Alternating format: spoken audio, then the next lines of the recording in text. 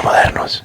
Este episodio se hace gracias al apoyo de Todo Legal, una empresa hondureña de tecnología que ofrece soluciones de investigación y monitoreo legal para compañías y equipos de trabajo.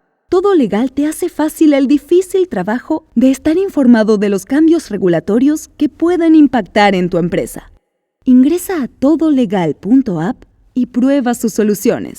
La autonomía, la descentralización es para mí el primer paso, la primer vía para el desarrollo de nuestros municipios y para quitar la pobreza. Ese es el primer paso. Y esta autonomía a los políticos no les conviene, porque es el status quo, es el poder. En Status Quo escucharás sobre tendencias nacionales y globales, economía, políticas públicas y temas controversiales en un espacio abierto y crítico. No se puede destruir un status quo sin crear uno nuevo. Hola, quiero invitarte a que escuches todos los programas que producimos en Medios Modernos. Tenemos 4. Fundamentos, Ley Abierta, Status Quo y el que acabamos de lanzar con la doctora Carolina Vélez, que está buenísimo, llamado Conciencia. Todos estos los puedes encontrar en Spotify, Google Podcasts, Stitcher, etc. En nuestra red ya sumamos más de 100 episodios en los que tocamos todo tipo de temas y con invitados de primer nivel. Nuestra red de podcast es la primera red de podcast de Honduras. Para contactarnos nos puedes escribir a info@mediosmodernos.io. Buenísimo, aquí estamos nuevamente en una nueva edición de Status Quo, show de Medios Modernos. Soy Gustavo Flores, miembro activo de estos shows que hacemos acá en Medios Modernos como Status Quo, Fundamento, Ley Abierta. En esta ocasión pues me toca el privilegio, el honor de poder compartir un foro y una conversación bastante interesante, diría para toda la nación, para nuestra sociedad. Me encuentro con Melvin Ferraro, un economista muy conocido acá en el país que también ha tenido la oportunidad de colaborar con diferentes instituciones, tanto públicas como privadas. Melvin, buenas tardes, un gusto tenerte por acá. Gustavo, gracias por la invitación. Realmente es un honor para mí compartir con ustedes esta calurosa tarde. Sí, calurosa. Sí, es cada verdad. día Típica. Cada día más calor. Creo que el cambio climático definitivamente. Sí, ¿verdad? Para los que no creían. Sí, esto tiene que ser ya es una realidad. No, interesante el tema de la economía del país. Todos nos vemos afectados en el día a día. Por la inflación, por la devaluación, por tantas cosas que podemos analizar del entorno económico, y nadie está exento de verse afectado por estos shocks internos de la moneda devaluada, que se sube la canasta básica. Todos, desde el más pobre, ¿no? que somos muchos en Honduras los que son pobres, y también pues obviamente a los que más pueden también. Así es. Melvin Ferraro, pues esta tarde vamos a estar desarrollando esa temática que mencionaba respecto a la situación actual de nuestra economía, ¿verdad? Un país que es un país lindo, ¿verdad? Con muchas bondades naturales, turísticas y bueno, bondades también de producción que mundialmente somos conocidos por ellos.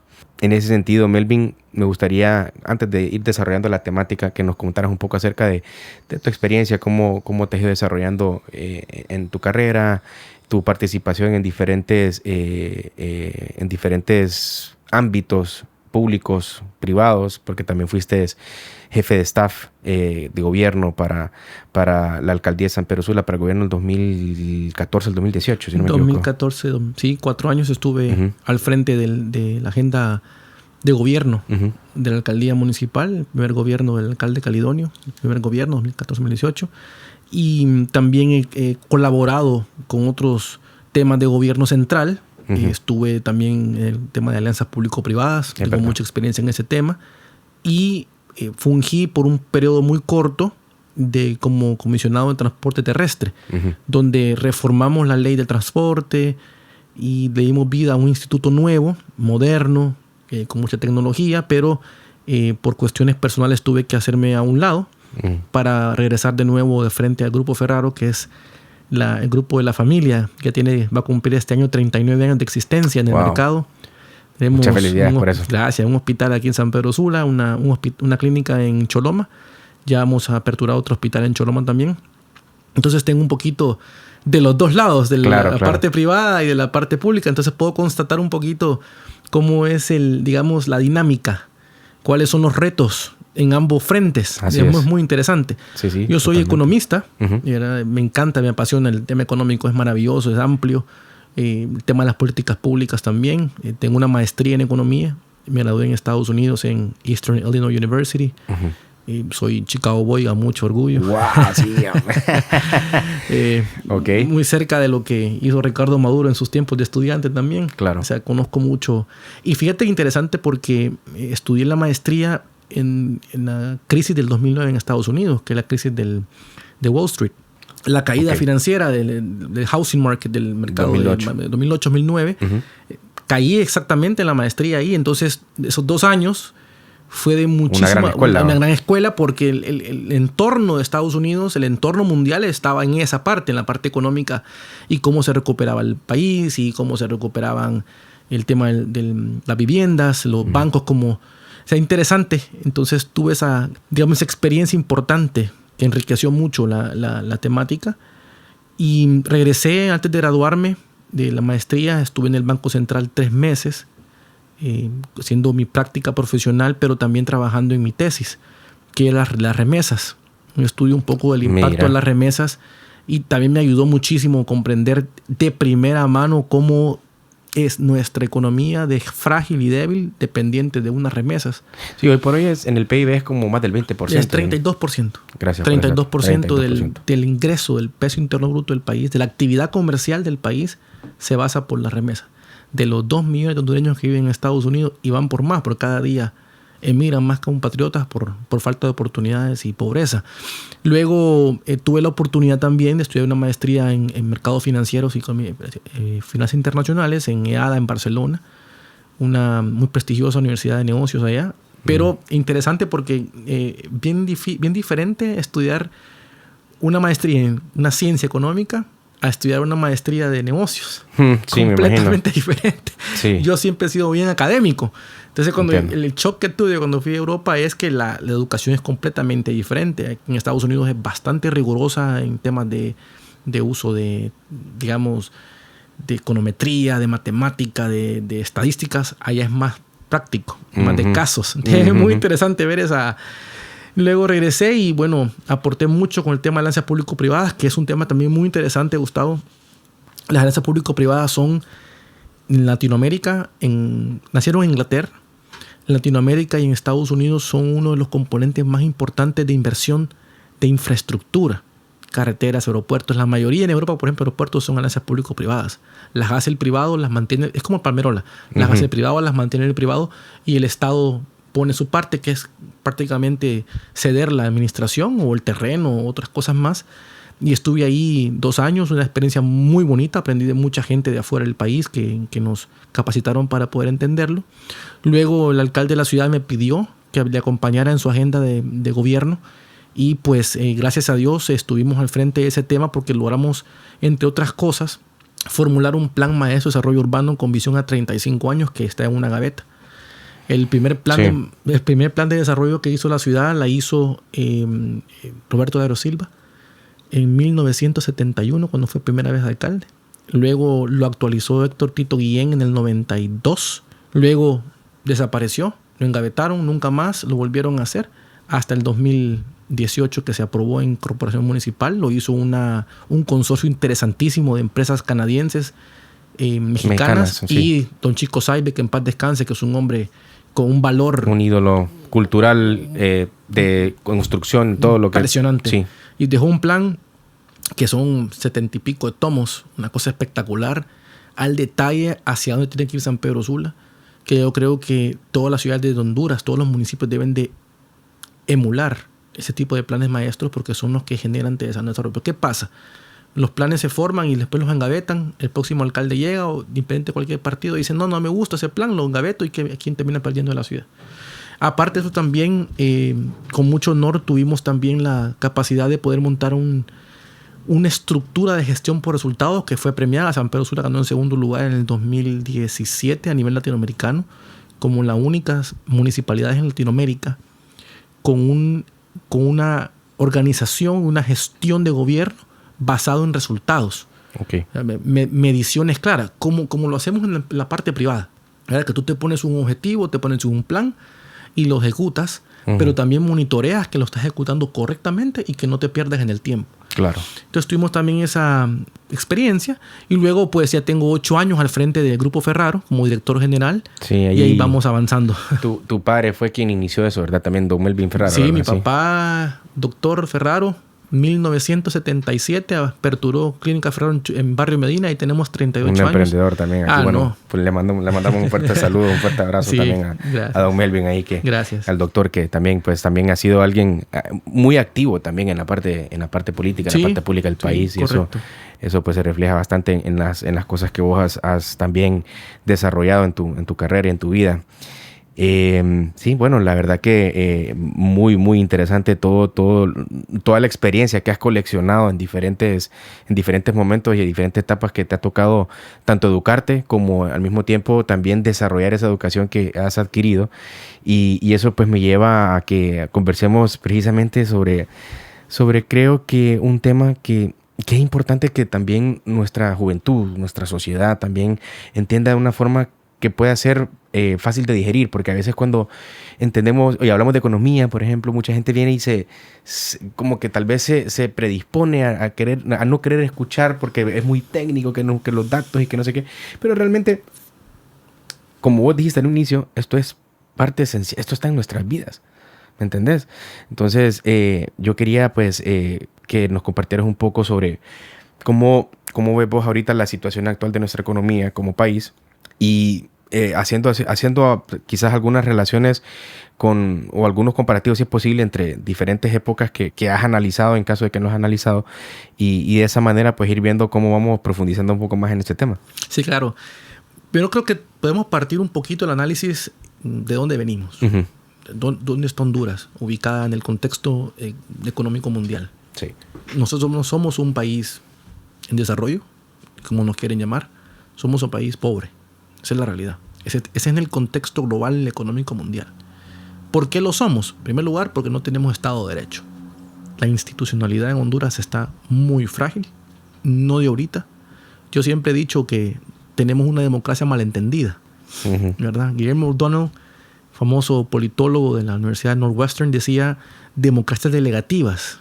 O sea, nosotros como ciudadanos, ¿verdad?, lo que hacemos es, le damos el poder a alguien, a un partido político, a un grupo de personas. Entonces, delegamos la democracia en un grupo. Entonces, eso, por ahí empezamos que somos un país frágil porque no tenemos Estado de Derecho. Uh-huh. Al no tener Estado de Derecho, caemos en temas de corrupción.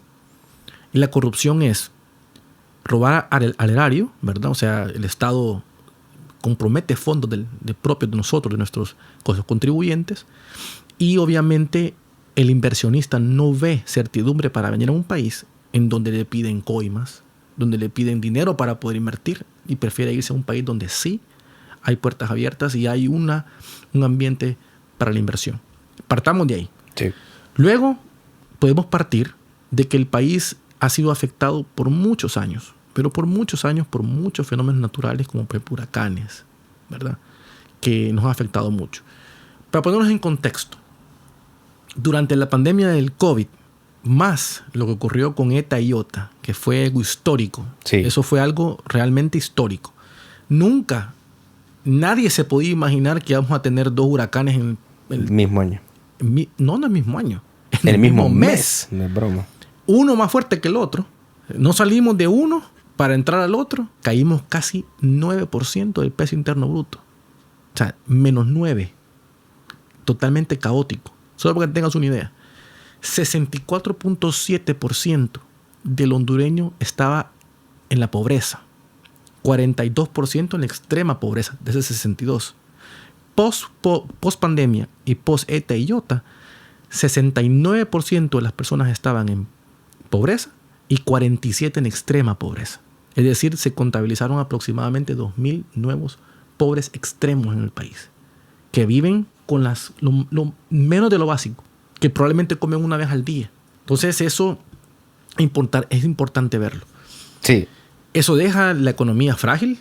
Claro. ¿Verdad? Uh-huh. Complicado de poder salir. Recuerda también con la pandemia casi que todos cerramos, excepto los hospitales, ¿verdad? Que no cerramos obviamente, pero de ahí el resto de la actividad comercial quedó casi que muerta. todo se paró, la gente no tenía que comer, la gente no tenía dónde trabajar, el comercio no tenía cómo salir adelante, las empresas no tenían cómo pagar a sus colaboradores, se atrasaron, la gente tenía deuda en el banco, entonces la pobreza se aumentó.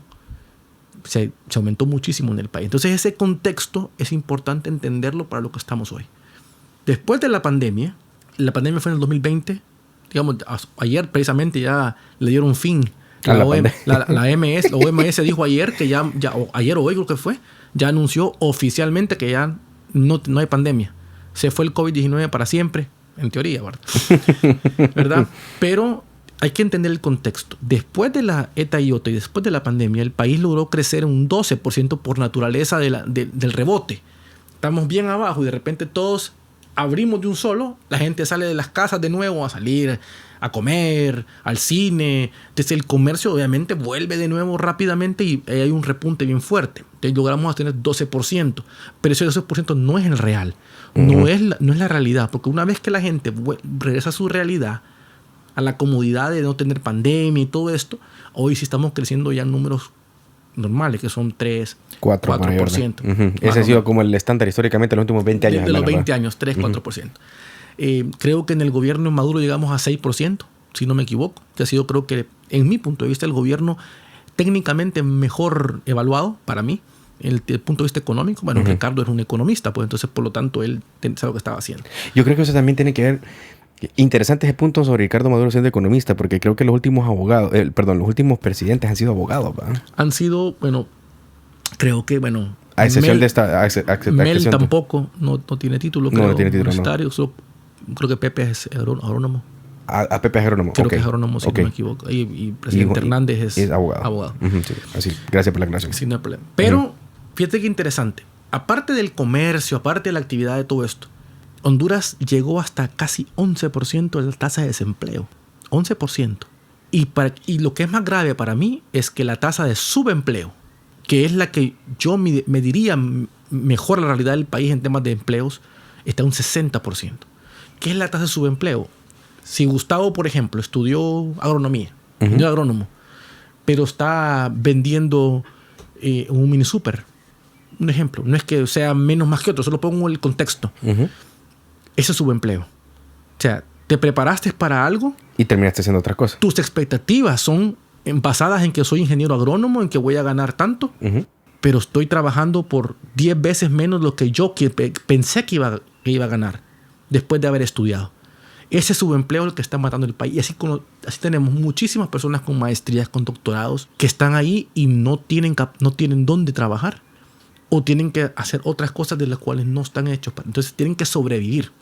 ¿Consideras que esas son problemáticas claves a resolver en el país? Esa es una, siendo una de esas, es uno de los puntos, ¿verdad? Creo. Es uno de los puntos. ¿Por qué? Mira qué interesante, porque esto es un tema como un dominó. Claro. Una cosa lleva a la otra. 99% de las empresas en Honduras son empresas familiares. 99%. Aquí nadie cotiza en bolsa. Es verdad. Nadie cotiza en bolsa. Son pocas. Algunas que tienen como anexos aquí en Honduras, pero están fuera, que cotizan. Pero aquí en Honduras nadie cotiza. Entonces, 99% son empresas familiares. Y la mayoría, casi el 75% de las empresas familiares como tal, no pasan de la segunda generación. ¿Me explico? Es como que yo no hubiese seguido con el legado de mis padres. Claro. Y eso se debe precisamente por el subempleo. Correcto. Claro que sí. Porque el joven nuevo, que estudia mecatrónica, que estudia cosas diferentes, no ve la oportunidad también de estudiar. No ve en el mercado nada. Y las empresas de sus familias tampoco les puede dar la oportunidad de lo que quieren. Entonces, de repente, ¿qué pasa? No tienen interés y salen hacia afuera. Por eso que tenemos mucha gente joven que sale a buscar oportunidades afuera. Claro. Entonces, eso está creando también me parece otro problema. Y en el tema de empleo, mucho tiene que ver con la informalidad en el comercio.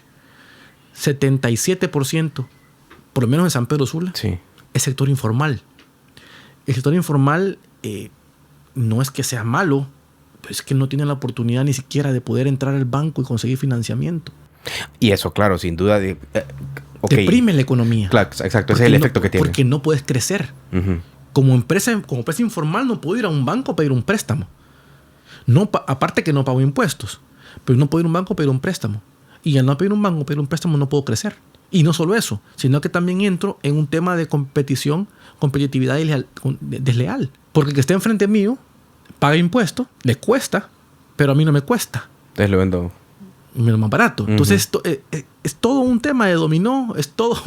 Entonces sí, fíjate. Son cosas que no parecieran importantes, pero afectan mucho la economía del país. Y no le damos, digamos, por lo menos la importancia que merece. Fíjate una cosa interesante. Siempre tenemos la tendencia a equivocarnos con dos conceptos: desarrollo y crecimiento. No es lo mismo. Si yo digo, yo crezco 12%, pero de nada me sirve, si hay más desigualdad, si hay más pobreza, si no hay menos desarrollo. Hay que aprender a medir las dos cosas. Tú puedes crecer mucho, pero crecer para exportar. ¿Cuánto es el sector exportador en Honduras? Que el 5%. Sí, exacto. Sí. Y son productos que son commodities, ¿verdad? La mayoría. Commodities. Café, melones, sandía, etc. Entonces, tenemos que ver cómo nosotros realmente empujamos la economía nacional, la producción nacional, para poder desarrollar al país. En cualquier país del mundo donde tú vayas, país desarrollado, país en desarrollo, los BRICS, famosos BRICS, Brasil, Rusia, India, China, Sudáfrica, ¿por qué son sólidos? ¿Por qué son fuertes? ¿Por qué la economía estadounidense es sólida, robusta? ¿Por qué? Porque tiene una mediana clase muy, muy organizada. Una mediana clase robusta, una mediana clase que tiene empleo, una mediana clase que emprende, que tiene posibilidades de crecimiento, una mediana clase que puede tener acceso a financiamientos con tasas blandas. Entonces, si tú tienes una pequeña empresa, una pulpería que está formalizada, que tiene acceso a la banca y vende, ¿cuál es el siguiente paso? Un mini super. Empiezo con 2 personas, contrato a 10. Y si sigo avanzando, me convierto en un mercado. Ya de 10 paso a 20, a 30, 40, 50 empleos. Y después, aparte de eso, le cambio la vida a mi familia. Mayor educación, tengo mayor capacidad de adquisición, tengo mayor educación para mis hijos. Entonces mis hijos, mi segunda generación, va a tener mayores posibilidades que las que tengo yo. ¿Me explico? Sí. Entonces, hay que realmente los dos conceptos son importantes analizarlos. Sí, fíjate que la verdad que es interesante esta explicación, porque sí, muchas personas probablemente cuando quieren, digamos, compartir su punto de vista respecto a estos temas, esa confusión en los conceptos posiblemente hace que la discusión no sea muy productiva por precisamente no entender los conceptos. Correcto. Y entonces eso de pronto salen propuestas que sí abonan, por ejemplo, un desarrollo, pero no necesariamente significa crecimiento. Y viceversa. Y viceversa. Sí, por ejemplo, dijeron, Honduras creció 12%. Sí, pero pasamos de 65% de extrema pobreza a 69%. O sea, hay 2.000 hondureños más en el nivel de pobreza extrema. Exacto. Entonces, no hay desarrollo. Porque no hay empleo, porque no hay capacidad de enfrentar las crisis financieras que vienen o que hubieron. Entonces, esos dos conceptos son malentendidos, muy malentendidos a nivel de análisis y a nivel sobre todo de formulación de políticas económicas. Y en ese sentido, Melvin, digamos, para contrarrestar sería, o tal vez como para solucionar esas problemáticas de subempleo, de comprensión de conceptos, de manejo de indicadores, de entendimiento de la importancia de formalizar lo informal. Que mencionabas políticas públicas y me gustaría entender un poco como en base a las políticas públicas, ¿qué soluciones crees vos que se pueden presentar al país?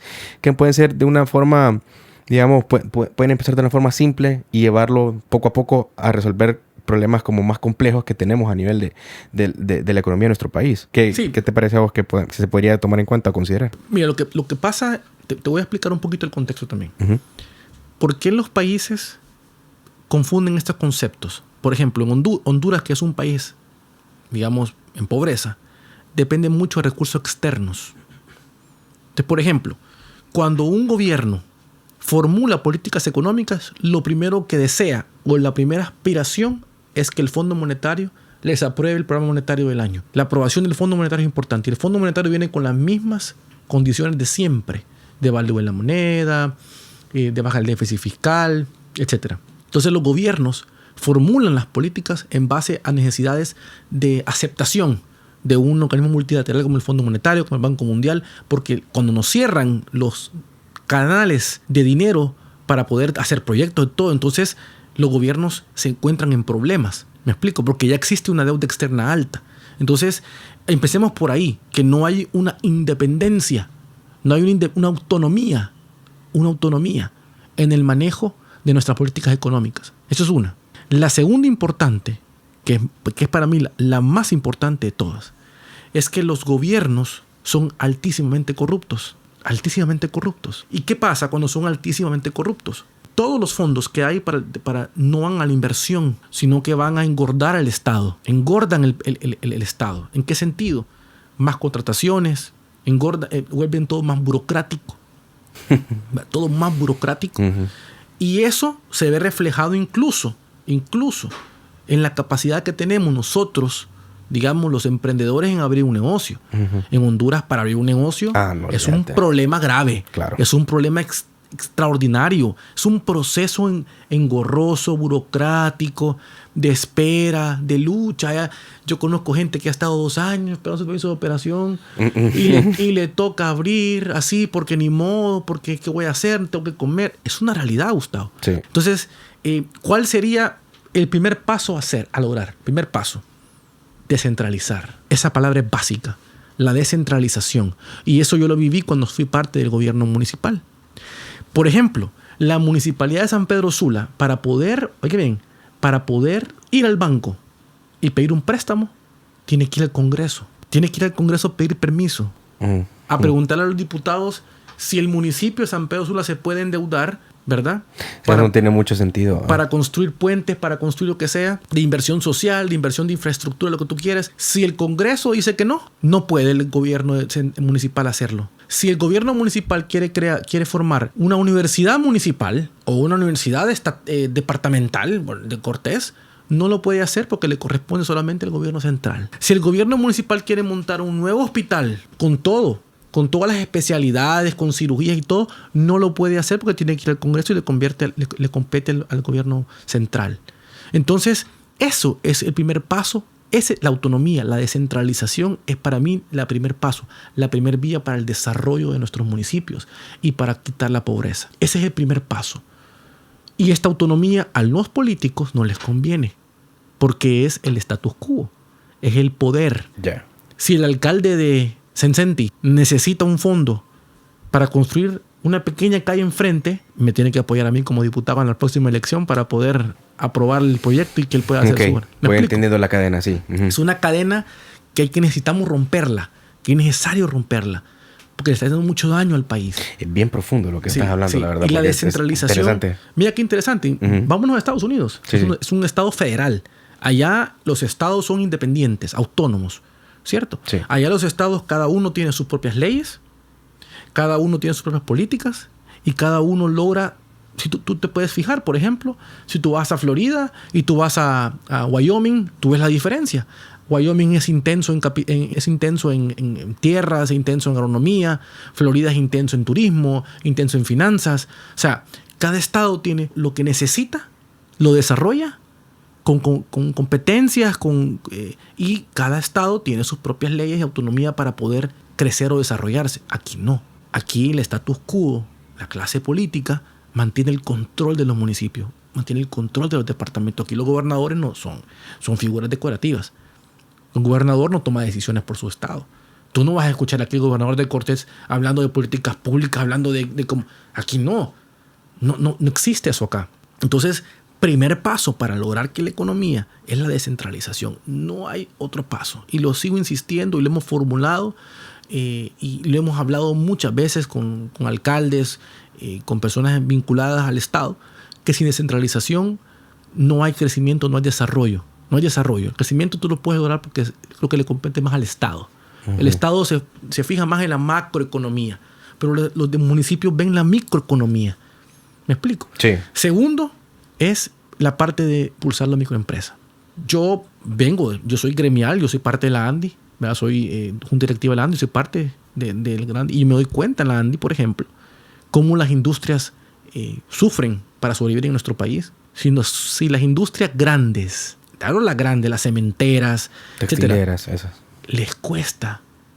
les cuesta crecer en Honduras, ¿qué puedo esperar de alguien que vende en una esquina una pulpería?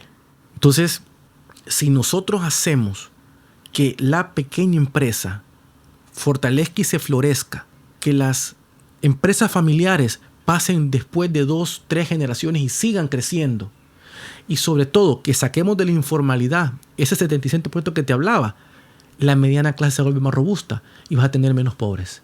Es sencillo. Entonces, esos son, digamos, de los 2 componentes importantes que hablábamos de, primero, la descentralización, ¿verdad? Luego hablábamos de la economía informal, y lo otro es no depender de las remesas. Mira, yo respeto mucho a los dueños que están allá. Les agradezco mucho porque nos mantienen prácticamente. Honduras depende de las remesas, Gustavo. Exactamente. Excesivamente. ¿Cómo es posible que un país dependa de que si recibe o no recibe remesas para desarrollarse? En el 2009, cuando yo estuve estudiando mi maestría, yo saqué una gráfica que la saqué, creo yo, no sé, iluminada. Fui iluminado ese día porque estaba con varios papers y viendo diferentes temas de las partes de remesas. Y como te explicaba al principio, en ese tiempo, Estados Unidos estaba en crisis financiera y los 2 sectores más afectados fueron el de viviendas o el housing market, ¿verdad? Porque realmente ahí empezó todo, y la parte de comercio, es decir, una depresión en temas de la construcción, de los restaurantes y todo. Y nuestros compatriotas trabajan en esos 2 sectores. La mayoría desastre, ¿no? Trabajan en construcción y trabajan me explico, trabajan en comercio. Entonces, el desempleo de los inmigrantes era altísimo, muy alto. Entonces, yo vi la gráfica, clarita la vi, cuando el desempleo en Estados Unidos subió y las remesas bajaron y el PIB de Honduras bajó. Casi que al mismo nivel. Al mismo nivel. O sea, calcadito los 2. Las gráficas iban al mismo lugar. ¿Qué te quiere decir eso? Que somos un país altamente dependiente de lo que los compatriotas nos mandan de afuera. Y eso es muy peligroso, porque nos vuelve vulnerables como país. Sí. Tenemos que apostarle a la producción nacional. Los regímenes tributarios, el sistema financiero nacional requiere de muchas reformas, pero reformas que vayan de acuerdo al contexto real del país. Sí, cuando lo pones ideológico, de pronto digamos que te puedes perder un poco como de los aspectos a considerar, como vos mencionás. O sea, ahorita me has calcado un panorama de soluciones bien claro, de 3 aspectos importantes, claves, que esas 3 soluciones tienen un trabajo dantesco, ¿me entendés? Porque eso implica un trabajo fuerte en educación, un trabajo fuerte en formalización, un trabajo fuerte a nivel de contribución, un trabajo fuerte a nivel de recaudación. O sea, hay un montón de actividades en medio de eso que lo que me cuesta a mí asimilar es por qué los gobiernos siempre buscan soluciones de afuera y no trabajamos adentro con reformas como las cuales estás mencionando vos. Porque me lleva interesante que menciones el tema de los regímenes, y ya vamos a entrar un poquito más en ese tema, porque creo que la columna vertebral de todo este tema está ahí precisamente, ¿verdad? Sí, la reforma, sí, claramente. Yo creo que falta voluntad política. Cuando te gobiernan solamente políticos y su objetivo es únicamente político, no esperes buenos resultados. Esa es una realidad. Otros 2 temas importantes para darle seguimiento a lo que estamos platicando tienen que ver con las reformas energéticas. O sea, aquí pagar energía cuesta muchísimo. Caro. Muchísimo. O sea, aparte del alto costo de vida, la incapacidad de poder aperturar un negocio o lo complicado que es aperturar un negocio, una vez que lo abrís, tus costos son elevados porque tenés energía elevada. Y eso es canasta básica. O sea, si vos tenés un sistema eléctrico transparente, liberalizado, moderno, competitivo, tú vas a tener tasas bajas de energía y vas a traer más inversiones y vas a poder crecer más porque vas a tener más flujo en tu día a día. Y también el tema de los impuestos. Uno trabaja para el gobierno. O sea, aquí los impuestos que uno paga son exagerados, pues. Son infinitos y se los sacan por todos lados e inventan de todo tipo de impuestos. Impuestos centrales, impuestos municipales, tasas municipales. Muchas tasas están dobladas, por ejemplo. Y le pagas al gobierno por las ventas y también le pagas a la municipalidad por venta. Entonces, atacás al emprendedor por los dos lados. El 88% de los empleos en el país los crea la empresa privada, el sector privado, no el sector público. Y además el sector público es grueso en Tegucigalpa. Entonces, estamos hablando, por ejemplo, cuando el presidente Hernández salió en el presidente Lobo en el 2014, que fue su último, en 2013 fue su último año, sí, claro. En diciembre le subieron el impuesto sobre la venta del 12 al 15%. ¿Te acuerdas, no? Sí. Ahora, ¿qué pasa ahora? Si reducimos de nuevo del 15 al 12, ¿quién se ve afectado? El gobierno. El Estado, porque deja de percibir ese 3% sobre la venta y va a decir, entro en default. No puedo pagar esto, no puedo pagar la otra, pero como te explicaba al inicio, eso de que no tengo dinero, bueno, sí, en diciembre de 2021, en el Arca Nacional, en Tesorería Nacional, habían 5.279 millones de lempiras. Y hoy tenemos, ahorita, un año y medio después, tenemos 32.000 millones de lempiras. Y no solo eso.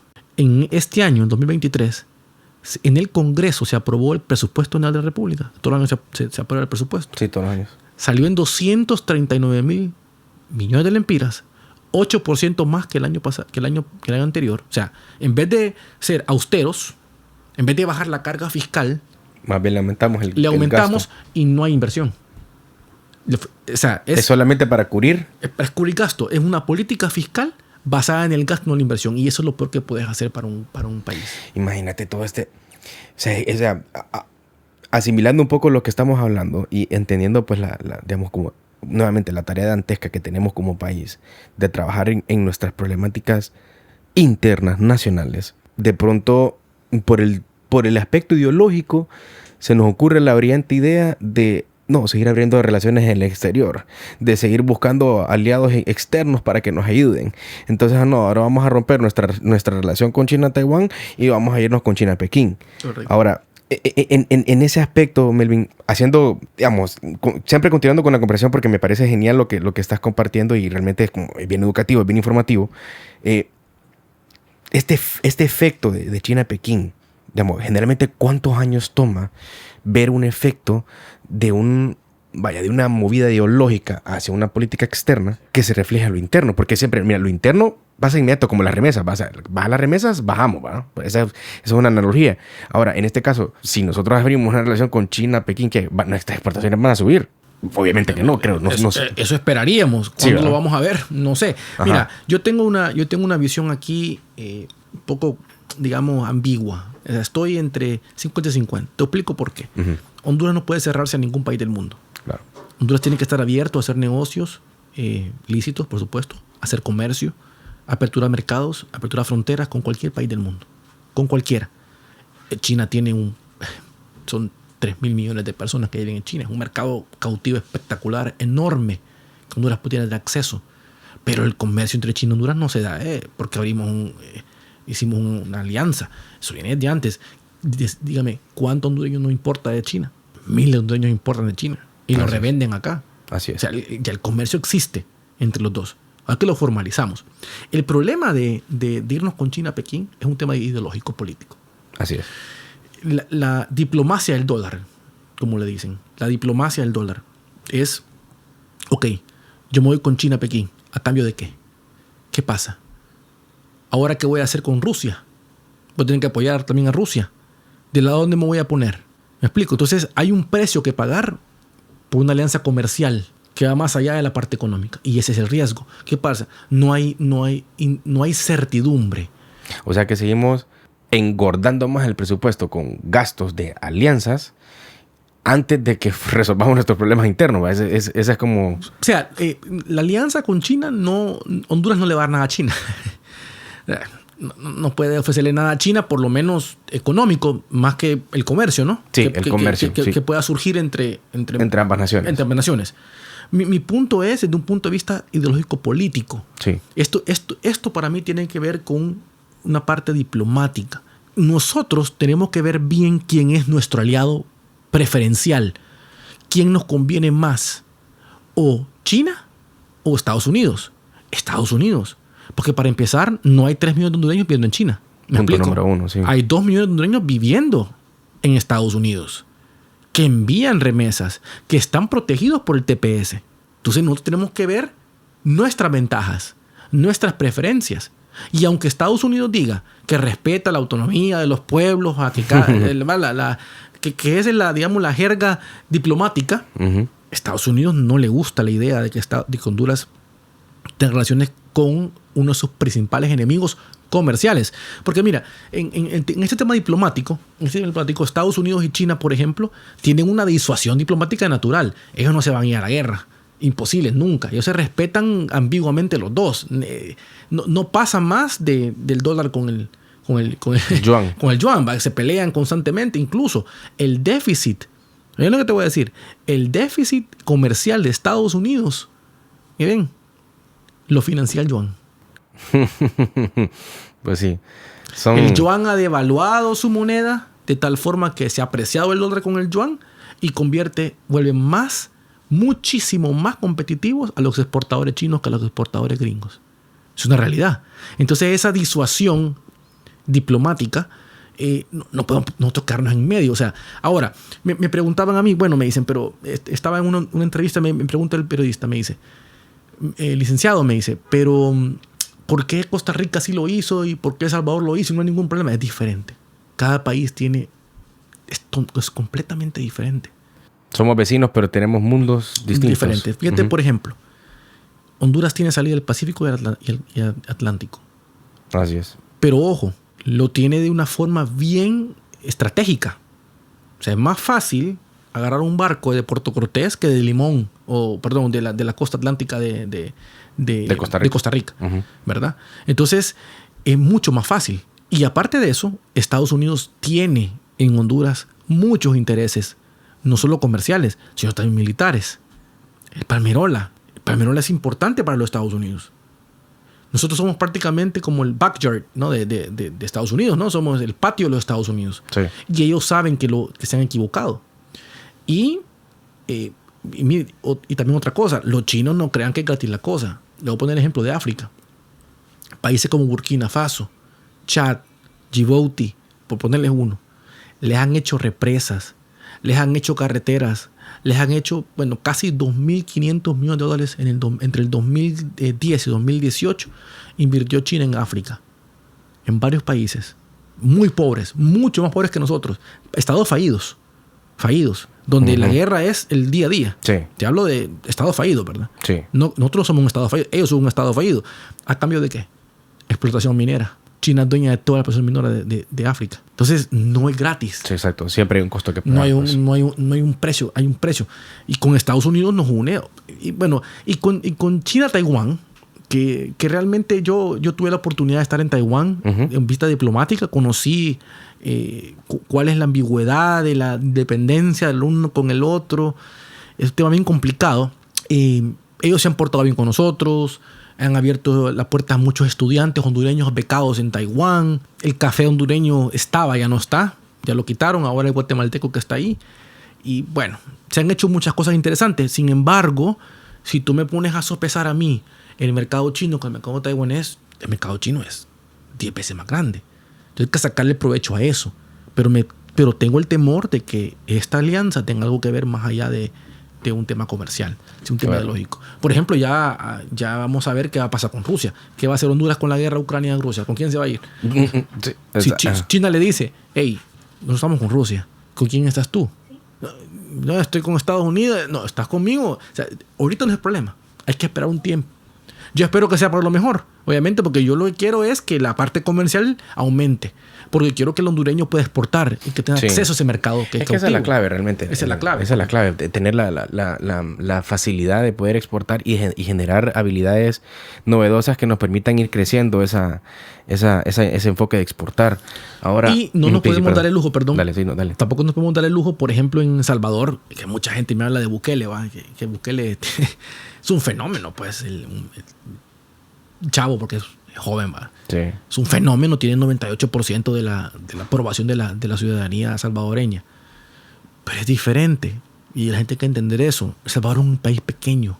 La concentración de poder en El Salvador está en San Salvador. O sea, ahí está el poder económico, el poder social y el poder político. Todo se concentra en una ciudad. Mientras que Honduras, el 65% del peso interno bruto se produce en el Valle de Sula. En la zona norte. Aquí trabajamos por el país. Nosotros mantenemos al país. Y en la zona sur, por lo menos en la zona central, en Tegucigalpa, es el poder político. Entonces aquí pelean dos zonas por poder político y poder económico. Entonces es más difícil, muchísimo más difícil unificar los dos criterios de ambas regiones. Además que somos más departamentos, somos más municipios fuertes. Aquí, tú, por ejemplo, yo me impresiono. Tú vas hoy a La Esperanza, Intibucá, y nada que ver hace 10 años. Es ya una ciudad. Exacto. Exagerado. Un comercio vivo. Muchas plazas. Mucha gente en las calles. Uh-huh. Tú vas a Tocoacolón. Ceiba está deprimida lastimosamente. Pero Catacamas, Choluteca, gracias Lempira, han crecido muchísimo. Estamos de acuerdo. Y son pequeños polos de desarrollo que existen y que tienen sus propias autonomías, sus propias necesidades, perdón, y entonces no es fácil concentrar todo el poder en un solo. San Salvador lo tiene. Entonces, por eso que Bukele tiene la capacidad de tomar decisiones por él solo. Es decir, no, aquí no me importa, me voy con China, me voy con Rusia, y no importa, porque el país es pequeño.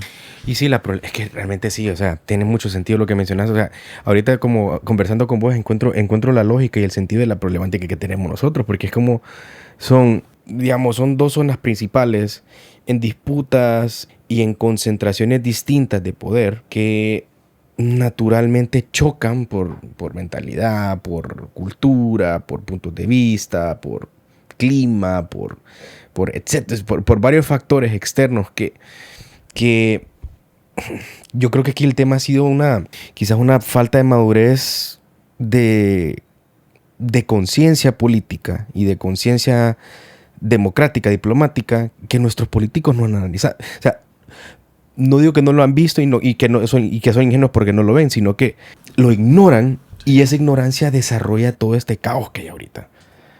A nivel y volviendo al tema de los regímenes, pues, o sea, desde mi punto de vista, y aclaro, en este tema no soy el experto, no conozco mucho de este tema, pero desde mi punto de vista creo que el actual régimen está muy bien concebido. Hay muchas opciones para el empresariado, que pueden haber mejores reglas, totalmente de acuerdo, pero querer reinventar el régimen solo porque la presidenta dice, no sé, me parece como que entendemos el problema, pero no estamos colocando la medicina correcta. Solo estamos colocando una Tapsin gripe tos para querer curar el dengue, pues. Completamente de acuerdo. Mira, yo con este tema entramos en la parte tributaria, que la parte tributaria es un tema muy, muy delicado porque, a ver, el país tiene una ley tributaria actual que lo que requiere son dos cosas, Gustavo. La primera es probablemente pequeñas reformas, actualizaciones. Y segundo, que es lo más importante, que se ejecute. Que se ejecute. Uno de los grandes problemas que tiene el país es que tiene personas en los cargos que no son aptos para ellos. O que no quieren ejercer sus cargos como la ley manda. Con claridad. ¿A qué me refiero con esto? Hablan de evasión fiscal. Hablan de contrabando. Existe. Por supuesto que existe. El país ha sido objeto de muchos empresarios, muchísimos empresarios, que han hecho contrabando, que han crecido así, que han evadido el fisco. Claro que sí, pero ¿por qué no lo agarran? Uh-huh. ¿Por qué no actúan? Exacto. ¿Me explico? Sí. No ocupas una nueva ley para hacerlo. Con la ley actual tienes todas las herramientas, tienes el ARSA, tienes la CNBS para el tema del lavado de activos, etc. Entonces no necesitas una nueva ley, sacarte de una caja de Pandora una nueva ley y decir, hey, Jack in the Pot, aquí está, hey, lo logramos. No, por favor, no vas a... O sea, tenés la ley, ahí tienes la ley que existe, no te cuesta en absoluto ejecutarla, ir a hacer las auditorías que tengas que hacer, ¿verdad? Y poner orden. Nada te cuesta. La nueva ley tiene claramente, muy claramente, un componente ideológico. Muy claramente. Y lo hemos dicho al cansancio. Nosotros en la parte de la empresa privada, en lo que tiene que ver con los gremiales, todos nos hemos pronunciado en contra. Porque además, Gustavo, pasa otro fenómeno. Nos quejábamos hace 4 o 8 años de que todos metían a matacaballos en el Congreso. En la madrugada, 3 de la mañana, cuando todos dormíamos, nos ponían nuevos fiscales, nos ponían nuevos jueces, nuevos magistrados, nos ponían nuevas leyes, aprobaban temas energéticos. Todo lo hacían en la madrugada, sin consenso, sin diálogo, sin escuchar a los sectores productivos y comerciales. Y ahora quieren hacer lo mismo. Mandaron del Poder Ejecutivo un proyecto de ley al Congreso sin escuchar, o por lo menos no tomaron en cuenta cuando escucharon, entre comillas, al gremio empresarial de las reformas que querían hacer a la ley. Entonces quieren meterlo al Congreso y creen tener la mayoría para hacerlo porque ocupan un instrumento fiscal para poder tener control sobre la empresa privada. Si 10 empresarios, sin dar nombres ni nada, porque realmente yo no conozco quiénes sí, solo saben las autoridades, pero si 10 empresarios en todo Honduras evadieron el fisco, ¿por qué tenemos que pagarlo el resto de los 39,000 o 40,000 o 50,000 o 100,000 unidades productivas del país? ¿Cuántas existan? Solo en el Valle de Sula hayamos exactamente 29,980 unidades productivas formales, porque tenemos que pagar el resto nosotros, que pagamos el impuesto a tiempo. ¿Y por qué no invitas? Exacto, fíjate que ¿por qué no invitas al sector productivo? Digamos, ¿por qué no segmentas el país y decir, ok, este sector productivo que tiene una gran cantidad de unidades productivas? ¿Hemos escuchado la opinión de ellos? Se escuchó, pero como te digo, es como que nos sentemos tú y yo a platicar acá. Y te escuchó, voy a apuntar mi libreta, lo que Gustavo me dijo, y llego a la casa y lo boto en la basura y ojalá lo que yo diga. Mira, fíjate que has tocado 2 temas muy interesantes en ese punto de vista. Fíjate, uno es el hecho de que ese síndrome del superhéroe que tenga la solución mágica. Ese es uno. Siempre hemos chocado muy fuerte con esa ideología de creer que tenemos la respuesta a los problemas con esta idea o con este proyecto y hay que morirse con eso. Esa es una problemática. Y la otra problemática viene siendo lo mismo que estamos haciendo acá en este momento. O sea, es cierto, o sea, se hablan de tantas cosas buenas, pero al final yo hago lo que yo digo, fíjate, porque es que yo pienso mejor que todo. ¿Me entendés esa? Sí. Que yo creo que ahí también eso es parte de la problemática económica de nuestro país. Una mentalidad como muy a la defensiva, creo. Tal vez no sea la comunicación como correcta la que estoy utilizando, pero el punto que quiero entender es como que ahorita la sociedad siempre trata de imponer o trata de prevalecer en soluciones que son a corto plazo y no estamos pensando en la consecuencia de esa solución a corto plazo. Y eso creo que nos trae una problemática, pero, o sea, triste, pues. Esa es la única palabra que encuentro. Es triste porque hay tanto potencial y hay tantos organismos de apoyo para poder ejecutar que se nos olvida ejecutar. De acuerdo, completamente. Comparto contigo, Gustavo, en ese sentido. Yo creo, Gustavo, que el país, lo dijimos al inicio, cuando empezamos a platicar, es rico en recursos naturales, en capacidad humana. Somos el país que mejor inglés habla en Latinoamérica. ¿Sabías eso? No sabía. Fíjate. Sí. Somos el país, somos la ciudad en Latinoamérica que más escuelas bilingües tiene. ¿No hay eso? No somos la segunda ciudad en Latinoamérica que tiene más consulados. Oiga bien, más consulados. Yeah. Y cuando yo estuve en gobierno municipal eran 32, creo, consulados. Y somos un país con muchas universidades, con una capacidad emprendedora este país es emprendedor. Sí. Aquí en San Pedro Sula la gente trabaja en el banco durante el día, en la noche vende en la casa comida o vende ropa. Totalmente. O sea, es una capacidad de emprendimiento que tenemos, una capacidad impresionante como país. Riqueza moral, riqueza ética, impresionante. Pero la clase política no tiene voluntad política. Entonces, al crear leyes como el nuevo régimen tributario, lo único mensaje que mandas hacia afuera es: no vengan a invertir acá. Mira, te voy a poner un ejemplo. La ley actual, hay leyes actuales, la ley que quieren montar ahorita, esa de régimen tributario, está que quieren eliminar una exoneración que tienen los productores para compra de equipo de producción agrícola, el impuesto sobre la venta, perdón. Quieren quitar el impuesto. ¿Qué es lo que va a ocurrir? El costo de la compra de la maquinaria, ¿a dónde se va a ir? Al consumidor final. El grano de arroz va a subir, el grano de maíz va a subir, el grano de frijoles va a subir, y así, todo va a subir. Entonces, por eso es que la canasta básica va a tener un efecto dominó y va a subir una vez que tengamos esa nueva ley. Porque no es una ley hecha a la realidad del país, es una ley hecha a la realidad ideológica de unos objetivos específicos políticos. Entonces, estamos en la oportunidad todavía. El Congreso tiene en sus manos todos. Ahí nos vamos a dar cuenta ahorita. Sí. Se supone que el Partido Liberal, que es ahorita el partido clave, ¿vale? Porque el Partido Nacional va a ir en contra de todo, ¿verdad? Porque sí. es la oposición natural. El PSH también. Entiendo que Narrala con el Partido Naya tienen una unión, digamos, de hecho, en el Congreso para atacar cualquier cosa. El Partido Liberal está ahí partido en dos. Está partido en dos, sí, es verdad, dentro del hemiciclo. Sí. Entonces, a ver cómo actúan. Espero que todos vayan en contra de esta ley. O por lo menos, pues si vamos a hacer una nueva ley, vaya, está bien. Nueva ley. Pero bien transparente, bien clara. Porque incluso la ley misma habla de quitar la secretividad de tus cuentas bancarias. ¿Quién va a tener esa información? ¿A dónde va a ir? ¿Quién va a tener? ¿Cómo tengo certeza yo? Ellos hablan de los órganos contralores, los órganos de tributarios para ver temas de evasión fiscal, el lavado de activos. La nueva ley lo permite. Si Gustavo o Melvin andan en algo malo, las leyes actuales permiten de que me pueda investigar mi amigo o investigarte a ti.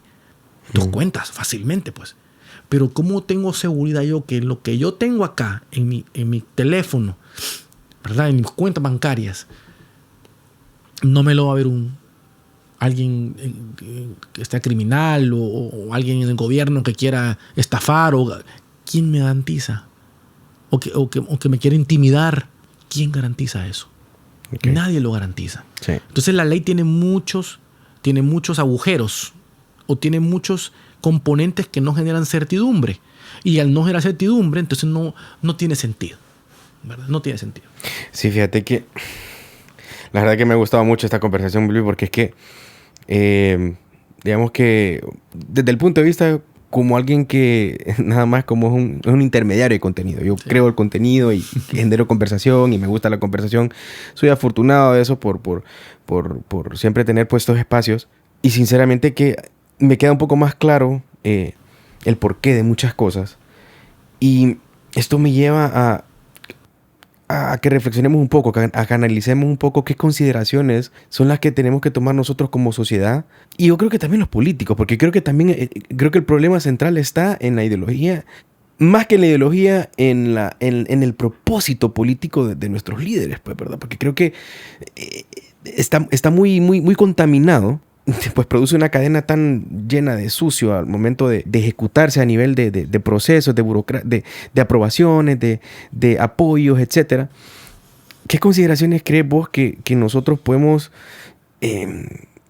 tomar en cuenta o poner en práctica que pueden contribuir hacia un camino de solución a estos problemas, a estas problemáticas que se están generando en diferentes sectores, tanto en lo privado como en lo público? Sí, como te comentaba un poquito cuando hacíamos la parte de análisis general de lo que estábamos platicando. Yo creo que todo pasa porque haya voluntad política. Sí. Tú lo decías bien claramente.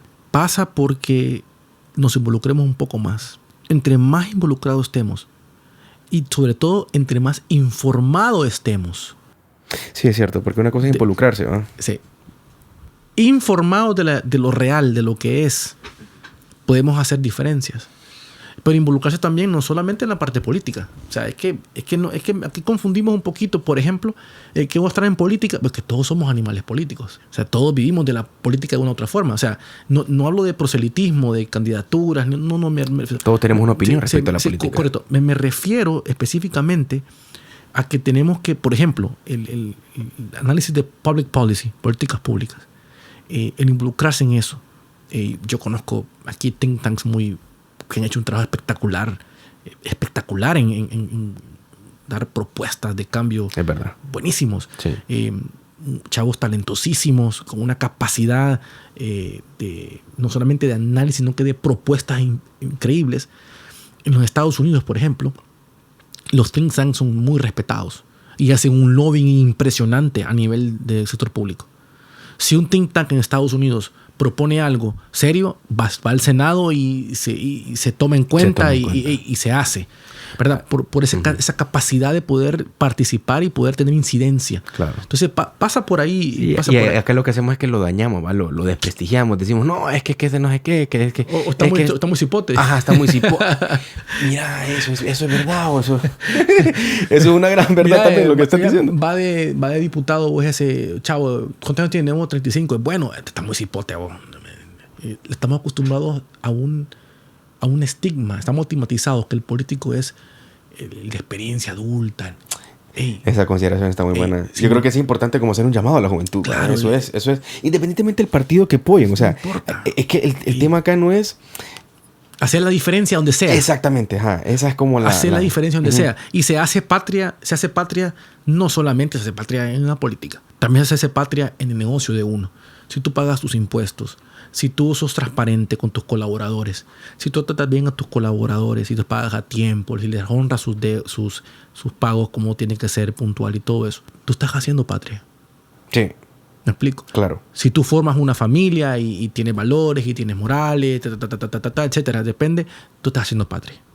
Cada quien tiene su forma de pensar y hoy vivimos una sociedad mucho más liberal en pensamiento, ¿no? Y válido y respetado, pues. Pero creo yo que cada quien puede hacer patria. No solamente en política. Pero sí creo que tenemos que involucrarnos todos. Y en la parte económica, que a mí me da risa porque una vez me invitan a una universidad privada de San Pedro, en una universidad privada de San Pedro, en una. Sí. Yo fui docente ahí un año y me tuve que retirar porque no me daba mucha capacidad, tiempo para poder dar docencia. Pero me encanta la docencia. Okay. Pero me acuerdo que una vez abrieron la carrera de economía. Entonces fui al día que abrieron y yo coayudé un poquito a hacer el pensum universitario y todo eso. Uh-huh. Y llego ahí y la carrera cerraron como al primer semestre. Por eso habían 2 alumnos matriculados y los 2 alumnos que matricularon como que ¿y cuántas matemáticas lleva? ¿Y cuántos cálculos lleva? Sí, la predisposición a los cálculos. Y la econometría es muy complicada con estadística. Sí, yo siento que, mira, la parte económica nos compete a todos. Yo di docencia, yo di clases de economía para abogados. ¿Ustedes son abogados aquí? No. Bueno, sí, tenemos dentro del equipo sí hay un abogado, sí. Y cuando iba a clase, al final me decía licenciado, es que qué aburrida la economía, licenciado. Pero a todos nos afecta. A todos nos afecta la economía. Si la inflación sube, a todos nos afecta. Porque tu poder adquisitivo baja. Si antes comprabas 2 peras, compras 1 pera. Si te comprabas 10 bananos, compras 5 bananos porque tenés menos capacidad para pagarlo. A todos nos afecta la economía. Y saber de conceptos económicos nos abre la mente de una forma impresionante. Cuando tú, por ejemplo, sabes por qué son las remesas, las reservas internacionales, que por cierto ahorita te comento, el Banco Central, que para mí que es otro tema importante, el Banco Central debería ser otro tema de análisis, porque el Banco Central, sí, fíjate que sí. El Banco Central por naturaleza debe ser autónomo, independiente del Estado, porque el Banco Central genera posturas al mercado. Ahorita el Banco Central acaba de prestar al gobierno, o sea, el gobierno central, 39,000 millones de lempiras le acaba de prestar, de las reservas internacionales. Entonces son cosas que si el ciudadano común se da cuenta de lo peligrosísimo que es eso, que tú agarres dinero de las reservas internacionales, que tú afectas al país con eso, que sepan cómo se mueve la moneda, el empira, la inflación, qué es el Producto Interno Bruto, cómo crece el país, el tasa de desempleo, de subempleo que platicábamos al inicio. Sí. Todos estos conceptos de desarrollo, de crecimiento, si todo el ciudadano común supiera, entendiera, y si lo llevas un poquito más allá, si preparas al emprendedor en temas financieros, en temas de banca, en temas de cómo ser más ágil, eficiente en los costos, etc., tendrías un país maravilloso. Y la educación, que es fundamental, ¿verdad? Aquí tenemos buenas universidades. Yo soy muy amigo de todos los rectores de las privadas aquí en San Pedro y sé que cada quien tiene su fortaleza como universidad, otros no, pero bueno, eso es. Entonces por ahí va la cosa. Sí. La verdad, Melvin, te agradezco muchísimo la colaboración que hemos conectado el día de hoy. Me llevo esa lección, no lección, sino que me llevo esa invitación a involucrarse, porque creo que nosotros nos involucramos pero a nivel de opinión, y es que lo que pasa es que con las opiniones vos puedes hacer lo que quieras con tus ideas, pues las ideas suenan lindas al momento de conversarlas en un punto. Es ¿va? Correcto. Y la verdad que la única forma de poner a prueba lo que estás pensando es involucrándote, pues. Y yo te soy muy sincero, siempre he sido alguien que he tenido mi opinión respecto a estos temas, pero nunca me he involucrado. A pesar de que sí, mi familia sí ha iniciado un involucramiento. De mi lado no siempre he tenido como esa predisposición a involucrarme, porque no sé, de pronto me siento que yo pienso diferente, y de pronto tal vez me encuentro que hay muchos grupos, muchas personas en común que piensan igual que yo. Y la verdad que haber conversado con vos y haber compartido este foro con esta conversación con vos, la verdad que me lleva pues mucha reflexión en ese tema de involucrarme. Espero que también la audiencia que nos sigue también pues tome en cuenta estos puntos. Pues la verdad que es un tema que no es solamente de opinar, sino que también de entender por qué está afectando nuestro... cuál es el futuro, cómo estas decisiones pueden afectar nuestro futuro, por un lado, y por otro lado, invitarlos a que también se involucren, a que conozcan más del tema, porque realmente la única forma que vamos a poder crecer, la única forma que podemos combatir la corrupción es involucrándonos. La única forma que podemos manejar bien los conceptos e interpretar bien la ejecución de esos conceptos es involucrándonos. La única forma que vamos a poder nosotros solventar nuestras problemáticas internas de cara a lo externo y poder crecer lo externo es involucrándonos. Correcto. Eso me gusta mucho lo que hemos compartido, Melvin. De verdad te digo, aprecio mucho este tiempo que nos diste para poder conversar contigo. No sé si también antes de dar un cierre te gustaría también, ya sea cerrar con algún comentario, algún punto o algún tipo de llamado que podamos pues compartir a través de este podcast. No, te agradezco, Gustavo, a todo el equipo tuyo, ¿no? por la oportunidad que tenemos de poder conversar en un tema como platicábamos al inicio, que para mí es sumamente importante. Y creo que el país tiene una enorme capacidad para poder salir adelante. Lo ha demostrado. Este país es un país sufrido, hay que decirlo. Sí. Esa es la realidad. Pues, o sea, uno no quiero ser negativo, ¿verdad? Ni quiero sonar como que viene aquí con teorías ahí. Pero no, este país es un país sufrido, con mucha pobreza, con muchas necesidades. Cuando tú te involucras directamente y tú te das cuenta de la realidad y cómo puedes darle un granito de arena para poder cambiar el país. Y yo creo que el país tiene esa capacidad de poder ver las cosas malas, analizarlas y actuar.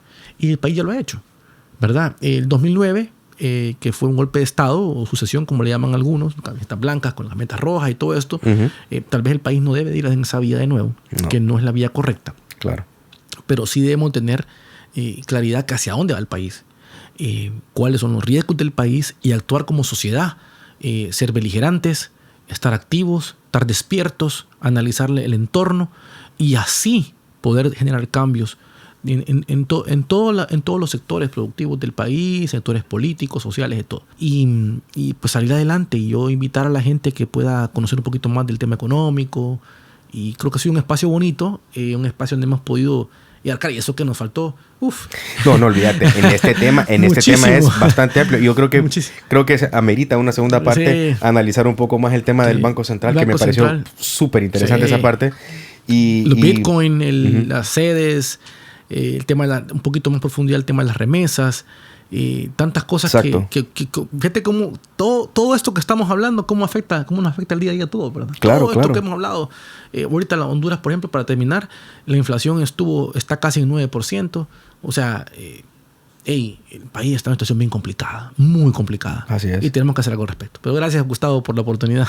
Melvin Ferraro, este ha sido un nuevo episodio de Status Quo. Recuerda seguirnos en nuestras redes sociales como Medios Modernos y nuestros shows en nuestra página de mediosmodernos.io. La edición, mezcla y música de este programa están a cargo de Víctor Humansor y Rodil Rivera.